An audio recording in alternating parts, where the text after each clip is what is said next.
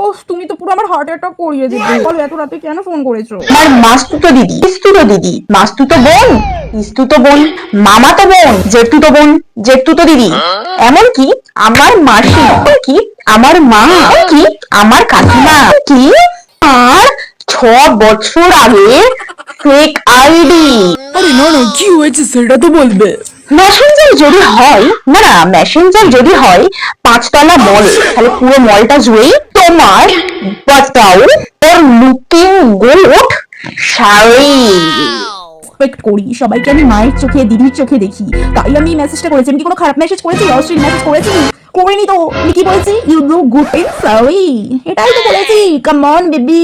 না না, 10 বছর আগে যে আমাকে বাতাও লুক গুড ইন শাড়ি বলে পটিয়েছে, সেই তুমি কিনা আজ 12 বছর ধরে সকলের মেসেঞ্জারে মেসেজ করে বেড়াচ্ছ।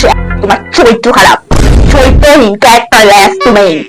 কেন করেছো মেসেজ? হোয়াই হোয়াই বিউটির লুক শাড়ি তোকে পরিয়ে, তোর বাচ্চা পরিয়ে, তোর 14 বৃষ্টিকে পরিয়ে আমি ঘুরিয়ে দাঁড়াবো বলে দিলাম। আমি আর কোনো রিলেশনে রাখবো না, করো না। আচ্ছা ঠিক আছে, আমার ভুল হয়ে গেছে, আমাকে ক্ষমা করে দাও। আমি কোনো অশ্লীল মেসেজ করিনি, তাও আমি এরকম বলছি। না না বেবি, রিলেশন দেখবো না তুমি, প্লিজ প্লিজ বেবি।